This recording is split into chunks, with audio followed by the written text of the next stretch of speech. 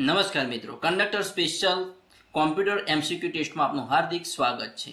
જોઈએ પ્રશ્ન નંબર 1 કે MS વર્ડની સૌથી નીચેના ભાગમાં જોવા મળતી આડી લાઈનને શું કહે છે? તો જવાબ રહેશે ઓપ્શન બી, સ્ટેટસ બાર કહેવામાં આવે છે. સ્ટેટસ બાર ડોક્યુમેન્ટની લાઈવ માહિતી દર્શાવે છે, જેમ કે તમે હાલ કયા પેજ પર છો, કુલ કેટલા શબ્દો લખાયા છે, કઈ ભાષા પસંદ કરેલ છે, અને પેજને ઝૂમ કરવા માટેનું સ્લાઇડર પણ સ્ટેટસ બારમાં જ જોવા મળે છે. જોઈએ પ્રશ્ન નંબર નેક્સ્ટ. કમ્પ્યુટરમાં માઉસને ઈચ્છિત જગ્યા પર લઈ જવાની ક્રિયાને શું કહે છે? તો જવાબ છે ઓપ્શન સી, પોઇન્ટિંગ કહે છે. જ્યારે તમે માઉસને સ્ક્રીન પર ફેરવો છો ત્યારે તેની સાથે માઉસનો એરો પણ ફરે છે. કોઈ ફોલ્ડર કે આઇકન પર ક્લિક કરતા પહેલા માઉસને ત્યાં લઈ જવાની આ પ્રાથમિક પ્રક્રિયા છે, જેને પોઇન્ટિંગ કહેવામાં આવે છે. જોઈએ નેક્સ્ટ પ્રશ્ન. કમ્પ્યુટરમાં કોઈ પણ ફાઇલને ડિલીટ કીની મદદથી દૂર કર્યા પછી કઈ જગ્યાએ જોઈ શકીએ છીએ? તો જવાબ છે ઓપ્શન બી, રિસાયકલ બિનમાં જોઈ શકીએ છીએ. રિસાયકલ બિન એ કોમ્પ્યુટરની કચરા પેટી જેવું છે. જો ભૂલથી કોઈ ફાઇલ ડિલીટ થઈ ગઈ હોય તો તમે રિસાયકલ બિનમાં જઈને તેને રિસ્ટોર એટલે કે પાછી મેળવી શકો છો. જો ફાઇલને કાયમ માટે ડિલીટ કરવી હોય તો શિફ્ટ પ્લસ ડિલીટ કી દબાવવી પડે છે. HTML માં ફોર્મ બનાવવા કયા ટેગનો ઉપયોગ થાય છે? તો જવાબ રહેશે option B, form. Option B નો ઉપયોગ થાય છે.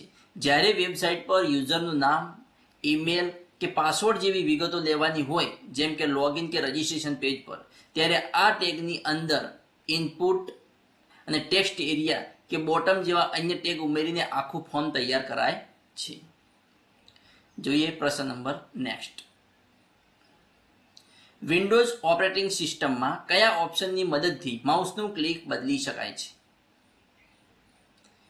તો જવાબ છે option C, control panel.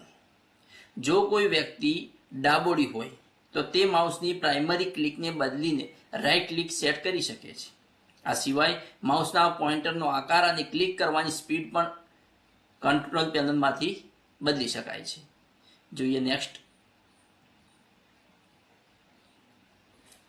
HTML નો ઉપયોગ શેના માટે થાય છે? તો જવાબ છે ઓપ્શન એ, વેબ પેજ બનાવવા માટે. ઇન્ટરનેટ પર તમે જે પણ વેબસાઇટ જુઓ છો તેનું બેઝિક સ્ટ્રક્ચર, જેમ કે લખાણ, હેડિંગ, ઇમેજ અને લિંક્સ ગોઠવવી, બધું HTML દ્વારા જ બને છે. ડોક્યુમેન્ટની હાર્ડ કોપી કાઢવા માટે કયા સાધનનો ઉપયોગ કરવામાં આવે છે? જવાબ છે ઓપ્શન સી, પ્રિન્ટરનો. કોમ્પ્યુટરની સ્ક્રીન પર જે દેખાય છે તેને સોફ્ટ કોપી કહેવાય છે. જ્યારે પ્રિન્ટર તે માહિતીને કાગળ પર છાપીને બહાર આપે છે ત્યારે તેને હાર્ડ કોપી કહેવામાં આવે છે. MS એક્સેલ નવી આવૃત્તિઓમાં કુલ કેટલી હરોળ હોય છે, કેટલી રો હોય છે? જવાબ છે ઓપ્શન સી, 10,48,576. આ હરોળને ડાબી બાજુ 1, 2, 3 જેમાં નંબરોથી દર્શાવવામાં આવે છે. જૂના એક્સેલ 2003ના વર્ઝનમાં માત્ર 65,536 રો હતી, જ્યારે નવા વર્ઝનમાં 10,48,576 રો છે. જોઈએ નેક્સ્ટ પ્રશ્ન. કોમ્પ્યુટરમાં માહિતી સંગ્રહનો સૌથી નાનો એકમ કયો છે? જવાબ રહેશે ઓપ્શન બી, બીટ. બીટ એટલે બાઇનરી ડિજિટ. કોમ્પ્યુટરમાં માત્ર 0 અને 1ની ભાષા સમજે છે. કોમ્પ્યુટર માત્ર 0 અને 1ની ભાષા જ સમજે છે. જો આ 0 કે 1 માંથી કોઈ એક સિંગલ ડિજિટને એક બીટ કહેવાય છે.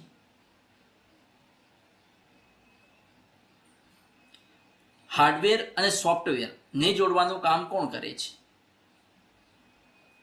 તો જવાબ રહેશે option A, B, operating system. જેમ કે વિન્ડો, એન્ડ્રોઈડ કે મેક ઓપરેટિંગ સિસ્ટમ એ કોમ્પ્યુટરનો આત્મા છે. તે કોમ્પ્યુટરના પાર્ટ્સ એટલે કે હાર્ડવેર અને તેની અંદરના એપ્લિકેશન એટલે કે સોફ્ટવેર વચ્ચે કોમ્યુનિકેશન કરાવીને આખા કોમ્પ્યુટરનું સંચાલન કરે છે. કોણ? Operating system. ઈમેલ એડ્રેસમાં યુઝર નેમ અને હોસ્ટ નેમ એટલે કે ડોમેન નેમની વચ્ચે કયું ચિહ્ન મૂકવામાં આવે છે? તો જવાબ રહેશે ઓપ્શન સી, @. દાખલા તરીકે કે example@gmail.com માં એક્ઝામ્પલ એ યુઝરનું નામ છે અને જીમેલ એ હોસ્ટ નેમ છે.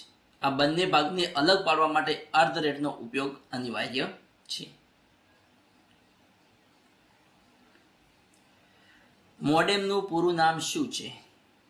તો જવાબ રહેશે ઓપ્શન એ, મોડ્યુલેટર ડીમોડ્યુલેટર. તે કોમ્પ્યુટરના ડિજિટલ સિગ્નલને ટેલિફોન લાઇનના એનાલોગ સિગ્નલમાં ફેરવે છે. મોડ્યુલેશન અને સામે છેડે એનાલોગ સિગ્નલને ફરી ડિજિટલમાં ફેરવે છે, જેથી ઇન્ટરનેટ ચાલી શકે છે.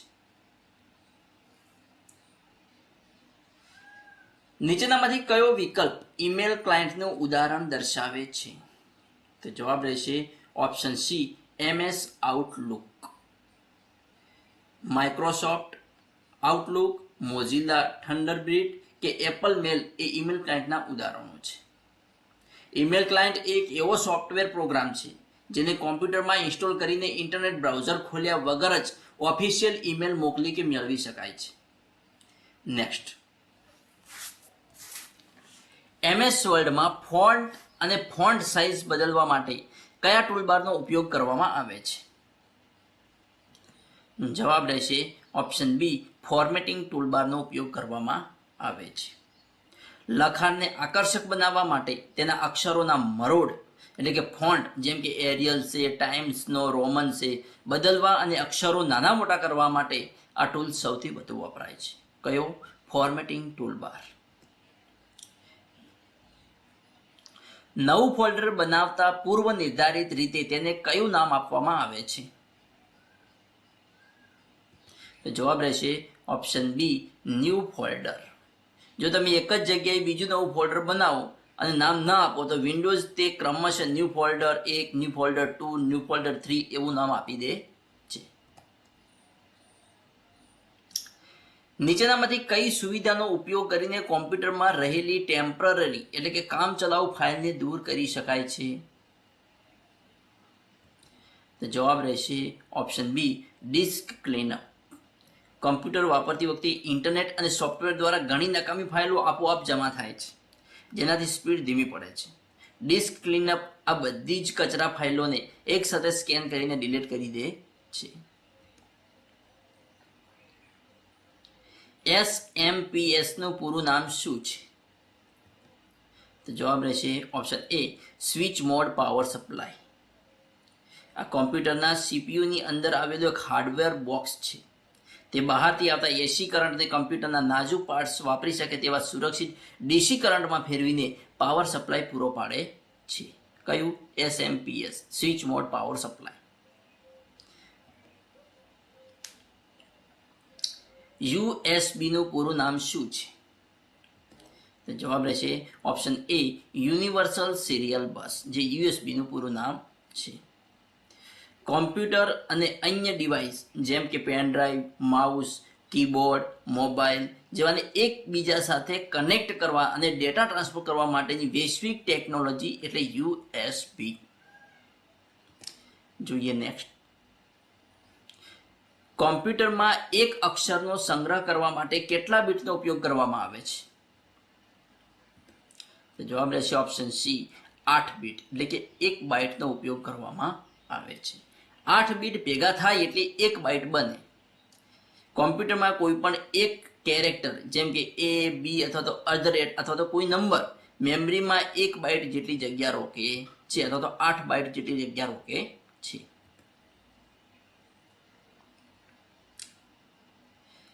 MS વર્લ્ડમાં થેઝર્સ સામાનાર્થી શબ્દો શોધવા માટેની શોર્ટકટ કી કઈ છે?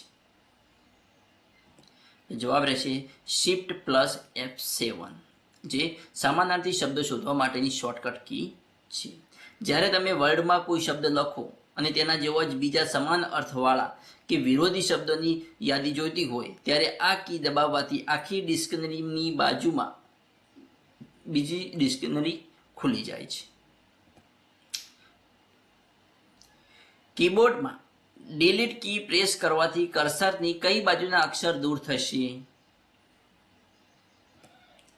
જવાબ રહેશે ઓપ્શન બી જમણી બાજુ.